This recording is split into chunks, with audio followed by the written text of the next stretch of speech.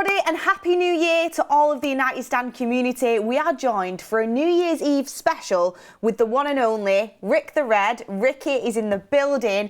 Happy New Year to everyone. Ricky, a year in review of Manchester United might be one to forget, mightn't it? I'll say, yeah, it's not certainly not going very well at the moment, is it? Put it that way. I mean, we thought it couldn't get any worse. Yeah. We ended 2023 finishing 8th in the league. There was a little bit of a silver lining. We did win an FA Cup. Yeah. But now, Manchester United, they're sat in 14th and they're 7 points above the relegation zone. Yeah. I mean, I don't think anybody pictured it getting this bad, especially with the new manager. Definitely not. I saw the clip on Sky this morning that they've played. Actually, because I was rewatching the match, it was actually on the match commentary from last night. So it said they've got 7 points from 7 league games. So that's now 7 points from 8 league games, because that was during the game.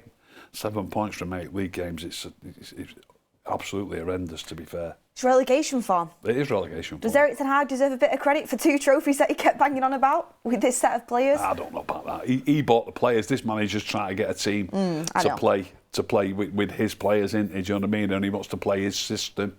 But I do believe that he's making some errors that are glaring errors to me. You know, but I mean, we'll talk about it. We've had 3 managers during this year, 2023. Erik ten Hag, Ruud van Nistelrooy and Ruben Amorim. We're going to ask Ricky if it was the right decision to sack Erik ten Hag. Get in the comments your thoughts. Was it the right decision to appoint Ruben Amorim as our new manager? Get your thoughts in down below. And what do INEOS have to do to get this club back on track? What does Ruben Amorim have to do? First of all, he has to be provided with the tools, I think. But let's talk about some positives from this year to start the show off. So, Ricky, I wanted to ask you, and I'll answer too, and get your comments in down below as well. Let us know your thoughts, because I'll be watching this at the same time as you guys, and I want to know what you're all thinking. What was your moment of the year for Manchester United? it's got to be winning the FA Cup, hasn't it? Has to be. If you're not putting that in, sort yourself out. Especially with it being against City. Yeah.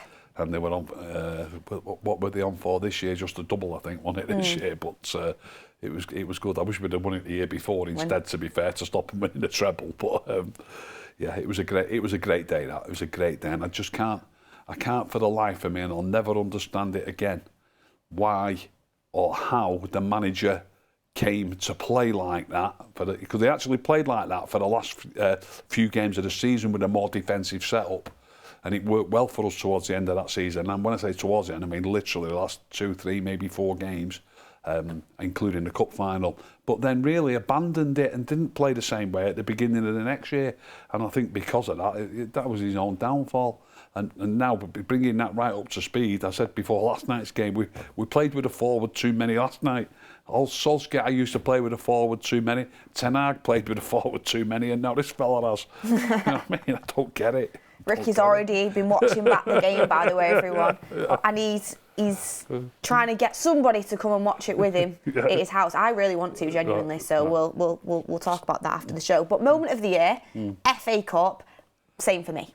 Moment of the year has to be the FA Cup. Moment of the season so far would probably be Ahmad's winner against City. Yeah, got to be. That'd be the moment of the season, but as the year 2024, I keep saying 2023, it's 2024, we're going into 2025. Yeah, time flies. Time flies when you're being depressed by Manchester United, you know what they say. It doesn't fly when you're sat in Old Trafford, I'll tell you that, watching them performances. But the FA Cup we're going with. Next, Ricky, think about this carefully. Because obviously it's 2 seasons within this year, it's last season and obviously the start of this season. Who is your player of the year for Manchester United? Player of the year, not player of the season, obviously. No, player of the year. Get yours in down below. Ooh. That is a tricky one.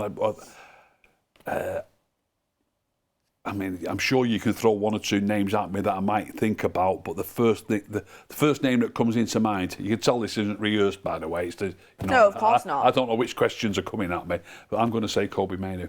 Kobbie Mainoo. I think that is a really good pick. I know he's had a little bit of a tough time over the last few weeks. I seen somebody say yesterday that he saved us from an absolute thrashing, and I genuinely feel like he did when he came onto the pitch.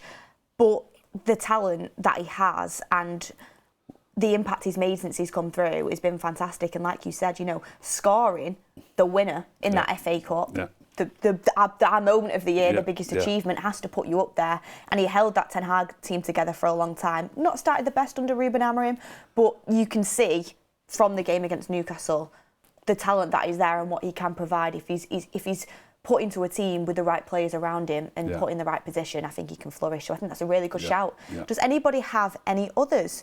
Get your comments in down below. I think I'm trying to think of someone who we didn't sign, because they've got to have played in both Eric Ten Hag season and this season. Yeah. And I think I'd have to go with Kobbie Mainoo as well, Ricky. I think I would have to. I couldn't go for Bruno, I don't think I could. No. But he also had a really good performance in that FA Cup, but he's dropped off this year. They all played well in that cup final. They did. It's difficult to pick somebody out and say that they did better than anyone else. Obviously, people think about the goals. Obviously, the goals are vitally important, but it's keeping them at bay. I stress this time and time again, it's keeping them at bay and stopping them from scoring and keeping yourselves in the game.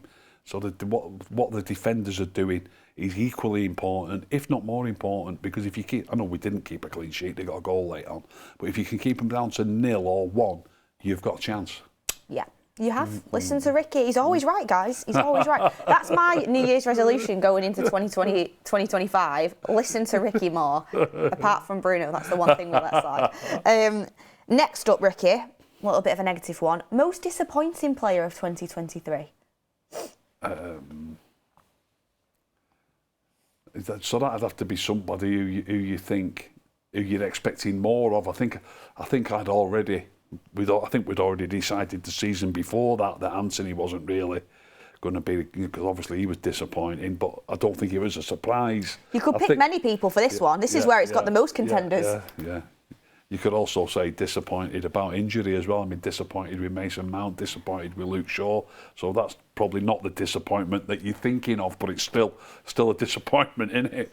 Disappointment for being injured all the time. Disappointed. I'm trying to think of somebody. I think mine would be Luke Shaw. Yeah. Rashford's got to be up there.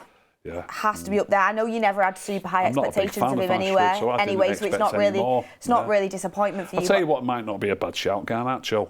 Yeah. Because even I had hopes for Garnacho when he first came on the scene, and I've not been impressed with him for some time now.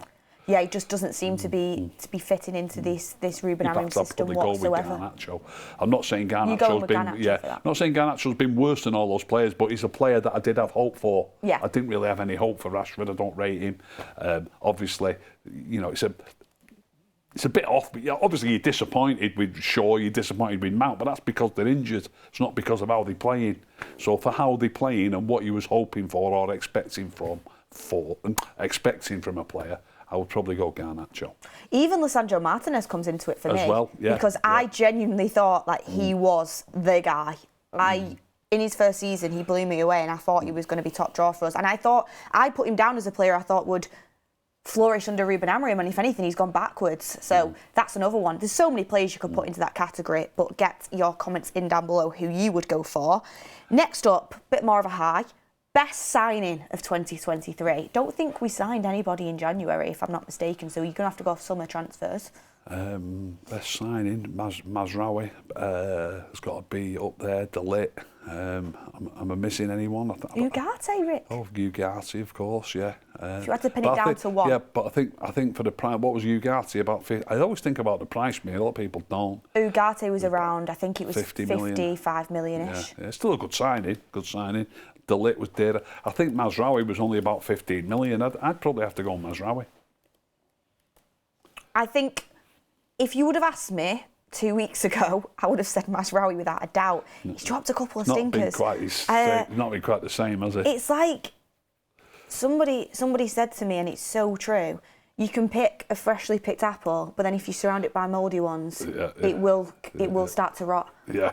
And Mazraoui, I'm not writing him off because he's had a couple of bad games. Do not get me wrong. I still think he's been a fantastic signing. Yeah. And he's done so well for us in a really underperforming side, but his performances have started to drop.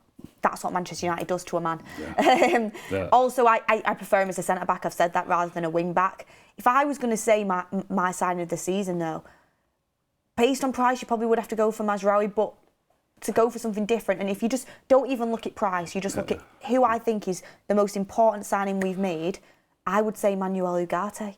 I genuinely think, watching that Newcastle game, it was so obvious how much we missed him. And I think he's one of the only players, one of few, you could put Mazraoui and Ahmad, potentially even De Ligt into that category, of players that can walk out of this season so far with their head held high, especially since Ruben Amorim came in. And he has dropped very good performances every single game since Amorim's come in. So I would go with Manuel Ugarte.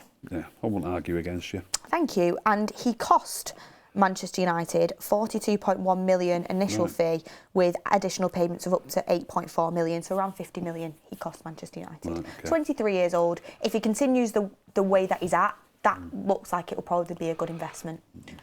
Worst signing, Ricky? Worst signing of the year? Wow. Most disappointing signing, maybe? Most disappointing signing of the year. Who did? I mean, it's got to be in the January window. In the summer window, wasn't it? I don't want to do it to the guy because obviously I don't agree with the booing at all. But it would have to be Joshua Zirkzee. In terms of what he's brought, but also at the same time, not because of ability, but because of the injury. I expected more game time from Lenny Yoro earlier on as well. So them two are ones that you want to kind of see kick on. Yeah, I think. I felt terrible for Zirkzee. Like, that was the manager put that on him, not as a disgrace. That he should have started with 3 midfield players and not 2 strikers. Were you surprised that Ruben Amorim didn't see that from the jump, that he should have started with Mainu in there? Yeah, without a doubt. I said it on the build-up show, didn't I? That I wasn't happy about Zirkzee starting, and it's not a slight against Zirkzee. I agree he's been a disappointing signing, but I don't care if we had. Don't want to go overboard, but say Prime Ronaldo. Obviously, if Prime Ronaldo was there, it'd be Højlund who'd miss out, wouldn't it? But I still wouldn't have played with 2 strikers. Do you know what I'm saying? So, yeah, we needed an extra body in midfield. I can't say you can't underestimate him. Obviously, they're playing great Newcastle, but for some reason he didn't realise. Let's be honest, he didn't realise that he needed 3 midfield players in there. And half an hour into the game, he changed it to that. He did admit his mistake afterwards. Yeah. I was saying yesterday in the crowd, you could put Prime Lionel Messi in that team; it won't make a difference at this moment in time. Okay, my next question for you, Ricky, as we move on to kind of looking ahead for Manchester United, is if you could only keep 5 players from the current Manchester United squad, who would you keep? Definitely Ahmad, definitely Ugarte. I can't name players that are injury prone because ability-wise to take us forward. Luke Shaw's nailed on, but I just can't say Luke Shaw because you just never know if he's going to be fit or if he's ever going to get fit again. So I'd say Ahmad, I'd say Ugarte. I'd say Mazraoui.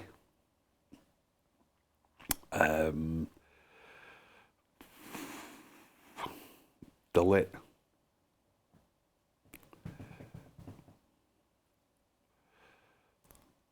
Midfield. Mainu, yeah. Mainu. Would they your 5? They'd have to be, yeah. I was trying to think of another midfield player, but Mainu, yeah, definitely. Do you know what? If I could only keep 5, it'd have to be that 5. Do you know what, Ricky? Yeah. They would be my exact 5. Right. If I could only keep 5, they would be my exact 5. Mainu, Ahmad, Ugarte, Mazraoui and De Ligt. Yeah.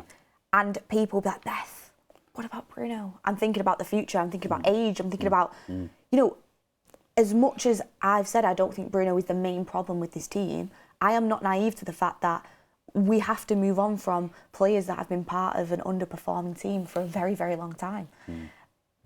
And if you're looking towards the future, you've got to give players the opportunity that have either just arrived and made a really good impression, Ugarte, Mazraoui and De Ligt, or players that have got a fantastic future ahead of them because they've got fantastic talent, which is Ahmad and Mainu. Yeah. They're the 5 that you've got to pick. But if you have any different picks, get them in the comments down below and let me know yours. But as we're saying, the year for Manchester United, 2023, finished 8th, FA Cup win, currently 14th, 7 points above relegation, still in the FA Cup, still in the Europa League. Now, Ricky, do you think relegation talk is a bit silly? Do you think that's out of the question? Probably not. Probably not. You can't just ignore the fact that you're 7 points above the relegation. Look, I'm sure we'll be okay. But I don't think. I think the manager said this, hadn't he, last night? Apparently, something that we have to keep an eye over our shoulder on who's creeping up behind us. You know what I mean?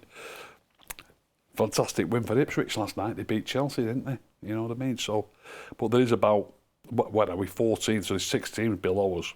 So it's not just, obviously it's 4 teams have got. Palace are only 2 points behind us. Yeah. It could happen, but I think we'll have enough about us to get over 40 points. I've seen people saying they want us to get relegated because they feel like that's the only way they'll have a full reset of this club. I mean, get in the comments down below your thoughts on that. I don't think we'll get relegated, but I think for people to say, oh, we can't even talk about relegation, that's silly. It's not. Like, look at the way that team performed in the first 20 minutes against Newcastle. You could take many teams up from the Championship that would do a better job than what we did. Like, let's not be naive. This team is poor. We are downtrodden. And Ruben Amorim should not change what he's trying to do. He shouldn't. He shouldn't bend his principles for these set of players, and that is an absolute fact, in my opinion. You might have a different one. Get it down below if you do. But he has to stick with his principles. I will not let this club and this set of players break another manager. He's a good manager, and I truly believe that. Look at what he was doing at Sporting. Every single manager that comes into this club, we make them look bad. We make them look poor after they've had a very good record before coming in. Something fundamental has to change, and it cannot be the manager, in my opinion, now. I mean, Ricky, just to come to you on this one, quickly, was it the right decision to sack Ten Hag, and do you think Ruben Amorim's the right guy for us moving forward? Very quickly, yes, definitely the right decision to sack Ten Hag. He'd had long enough at it and was making the same mistakes time after time after time, and the football was turgid. It was just shocking. So yeah, he had to go. I think only time will tell if I hope he's the right guy. I still like listening to him. I really like the guy. He seems more clued up than when I used to listen to Ollie. It was a bit cringeworthy, if I'm honest. Don't get me wrong, Ole Gunnar Solskjaer, people are saying, wow, what are you talking about a club legend for like that? As a footballer, he was absolutely fantastic. I can't tell you how good he was, Beth. He was a sub far too often. He should have played a lot more. He'd have scored hundreds of goals for this club if he'd started games more. He was absolutely fantastic. Now then, listening to him talk as a manager, didn't sound like he knew what he was talking about to me. The same with Ten Hag. This guy, I like him, and I'm desperate for it to go well for him. Don't know if it will, but I'm desperate for him to get it right. For him to get it right and for him to be successful, what do you think he needs to do, and what do you think the club needs to do to support him? Well, obviously we've got to back him with 1 or 2 signings, but I always say this to you, Beth. I always like to look at the players you've got, and I like to see a manager get the best out of the players that he's got, and also understand who the better players are. And there's just 1 or 2 things that I don't agree with. People might say I'm wrong. I don't know. For example, if Johnny Evans isn't fit to play, he's on the bench every week. Each time he plays, to me, he looks like I said this to you when we signed him back. To me, he looks like our best centre-back when he plays, and I don't know why. And I know he's not the future, but we need to stay up. That's the first thing. We need to try and win the FA Cup perhaps again. And I believe John... Now, I don't know whether he thinks he's carrying something. He might. Maybe he don't rate him. I mean, he played the first game under Amorim at Ipswich, and we drew 1-1. And he actually mentioned Johnny Evans for a little bit of criticism after the game. And I don't think he's started the game since, has he? I don't think he has. But looking at the recent games, the defeat by Forest, 3-0 by Bournemouth, battered, warts all over by Newcastle. That Ipswich game now, at the time, it seemed shocking, but it wasn't that bad. Do you know what I mean? Probably the best out of the bad bunch. It wasn't that bad. Best out of a bad bunch. I mean, I was speaking to my brother about this last night. He said, at the time, we were complaining about the 1-0 win to Fulham. We were complaining about the Brighton game. It's probably one of the 2 of the... we would take that every day of the week now. That's where we're at. But obviously, we need to make our standards higher, and that's this club. Our standards are on the floor, and we've all been guilty of it. We need to up our standards. And he needs to keep 2 midfield players, although I don't mind Ahmad playing there, but Ahmad and a midfield player, or 2 midfield players as his 2 10s. That was a big error last night. As I know I keep saying it, but it was an error that I pointed out before the ball was kicked. and he appreciated it was an error. So that, you know, he's admitted that was an error. So he's got to get them things right.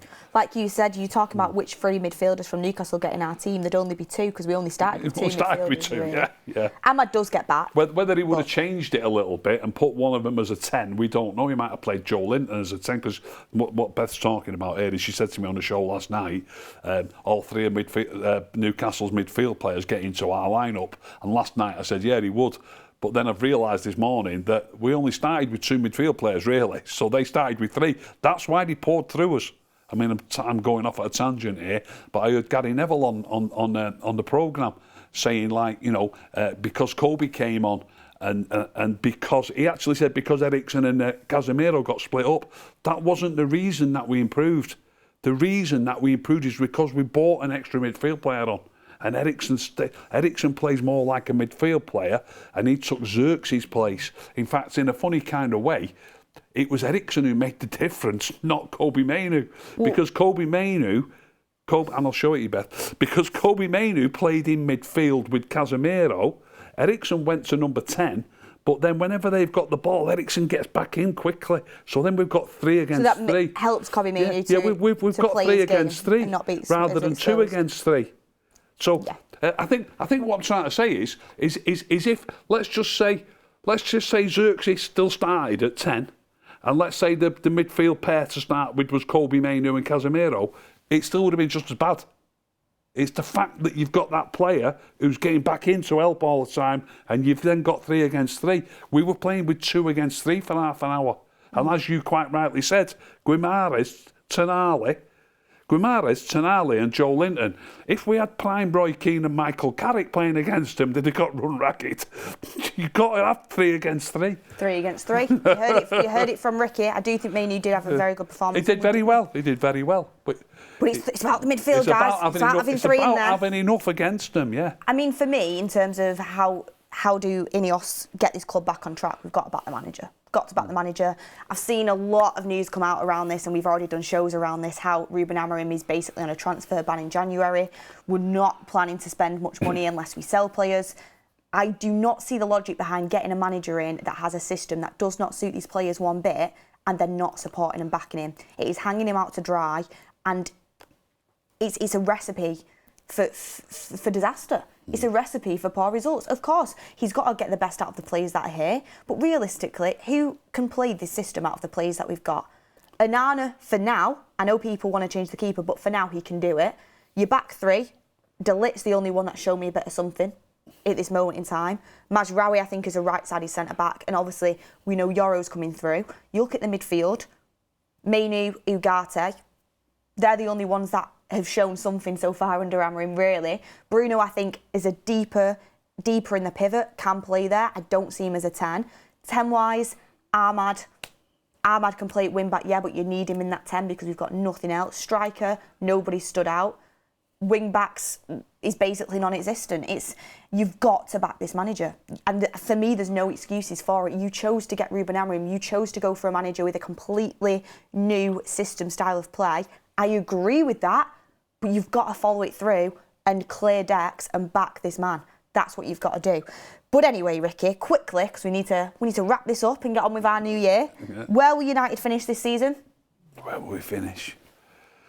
Where are we in a minute? 14th. I'll say 8th again. We finished 8th last year. Yeah. Yeah, 8th. I'll say 8th again. I've got to be, and that's, you know. Any trophies? Probably not. We've won 2 trophies on the bounce, haven't we? So I'd have to say no. I want to say the Europa League. Oh, desperate! I'm absolutely desperate to win. Us speaking with my heart, we're going to win the Europa League and the FA Cup. Arsenal will knock us out the FA Cup. I can't really see at the Emirates. I think. Yeah, I think 10th. Going to be just kind of go down the middle, sadly. And I'm holding on to the Europa League, but I see Arsenal beating us in the FA Cup, unfortunately. And then, last but not least, what starting 11 should Ruben Amorim play against Liverpool on Sunday, first game of 2025? Start it off, hopefully, with a bang. In a good way. Onana in goal. Yeah. A back 3 of Mazraoui, Maguire. People are going to hate me for this. You're going to hate me for this. Not De Ligt, Johnny Evans. I love De Ligt. I think De Ligt's doing great. but he's a right-sided centre-back or a central centre-back, and I just... Look, it's a tough one. I don't mind if De Ligt takes... I think Mazraoui's got to play. I think it's between De Ligt and Maguire for that central role. Yeah. I like Johnny Evans on the left. I think his passing's better. So De Ligt can go in the central role? De Ligt can go in the central role. I don't mind that. So Mazraoui, De Ligt and Johnny Evans, I'll go with that. Quite happy with that. Diallo back to the right wing. I know he's doing great wherever he plays. Right wing back Ahmad. Yeah, right wing back Ahmad. Still keep Dalot left wing back. There's not a real option, and I've seen him have a couple of decent games against Mo Salah, so I won't be too critical. It's like someone putting... We're going to have a lot of defending to do. Don't worry about. Oh, by the way, he put a fantastic crossover last night with his left foot that Maguire headed against the post. I thought he was one of our better players against Newcastle, and that said how bad we were. Yeah, played all right, Dalot. But so I'd stick with Dalot as a left wing back. I'd have Ahmad as the right wing back. I've named the three centre backs. We need two defensive midfield players who are going to stay there. I mean, Ugarte can carry the ball a lot, but I'm going to go with Casemiro and Ugarte as my two sixes, and I'm going to go with Kobe Mainoo and Eriksen, who will both do defensive work properly and diligently as my two tens, and Højlund up top. Højlund up top. I would go with, I think, Ricky. Get your comments in on Ricky's starting 11, by the way. I would go with quite similar. I'd go with Onana in goal. I'd go with Mazraoui, left-sided centre-back, I think. I'd go with Maguire in the middle and De Ligt on the right side, because I do think De Ligt can play on that right side, and Mazraoui's played left-sided centre-back and right-sided centre-back before. I think he can do both. My wing-backs would be Dalot, right wing-back. Dalot, right wing-back, and I'd do Anthony, left wing-back. I know he's never played there, which is absolutely wild to do against Liverpool, but I cannot watch Dalot at left wing back one more time. You're throwing Anthony into I can't watch Dalot at wing back one more time. At left wing back. Yeah. Against. He's going to play directly against Salah, isn't he? I've just realised he's actually going to be against Salah. Wing backs, it's hard. You've got no one there, have you? No. We've got no one there. We were talking on a show yesterday about these players that you see for like Anthony. I mean, I wouldn't mind signing Anthony Robinson. You spoke about Aït-Nouri, one or two others. We don't watch them every week. We don't watch them every week. I watch Fulham most weeks at this moment in time. I'm not saying this. I mean, obviously Dalot could play right wing back, but if Dalot wasn't getting in at right wing back, say he was using Mazraoui there all the time, it wouldn't surprise me one bit if we signed one who doesn't have it all his own way against Dalot. Do you understand what I mean? It might surprise you that once they're playing every week, they're not quite what you're hoping for. Well, we signed loads of players who end up not being what you expect them to be, don't we? There's no doubt about it. We have to upgrade our wing backs. I won't have anything else said. I cannot keep watching what we're currently having at wing backs. Ahmad, unfortunately, I wish I could triple him, quadruple him, but that's enough for the show. I'm not even going to continue with my 11. You've not named your 2-10? Oh, you stopped saying that. Okay. I'm not even going to continue with my 11. Get your 11 in. Who's your 2 10s, Bruno? My 2 10s are... Our 2 10s are Ahmad and... I don't even know, honestly. Okay. I don't even know. Probably Bruno, yeah. Probably, because there's nobody else. Ahmad and Bruno, Eriksen, yeah. It's got no legs, Ricky. He's going to make me go and watch the game back with him, It was class last night. Look, I can't even come up with my starting 11 on the spot. I'll write it in the comments. Afterwards, and I'll let you know. Honestly, as you are watching this video, I will comment my 11 down in the comments, so go and check that out. Or should I just say it really quick? I'll just say it really quick. Onana, Mazraoui, Maguire, De Ligt. My wing-backs, I won't say which side they'll play on. Amorim, you can judge it. We'll go with Anthony and Dalot, just because Dalot has to play. My 2 midfielders would be Casemiro and Ugarte. Sadly, actually no, it wouldn't. It would be Ugarte and Mainoo. And then I'd do Ahmad and Bruno as the 10s and Højlund up front. That's what it is. Anyway, get your comments in down below. Ricky's going to say it's way too attacking. It's more close. It's more close to what he will pick than what I've said, but mine would be better. Ricky's would be better. Simple as Do you agree? Simple as that. Do you agree? Ricky's always right. That's the message for 2025. Look, everyone, have a fantastic new year. We appreciate all your support throughout the year. We would be absolutely nothing without this community. We love you all. Everything that you say, whether it's something you know, whether it's something we don't agree with or we agree with it. We just love the debate, and thank you for coming through this really turbulent year of Manchester United with us. Please subscribe to the channel if you haven't already. Like the video. Enjoy your new year. Good luck and all of my well wishes for 2025, and we will see you next year.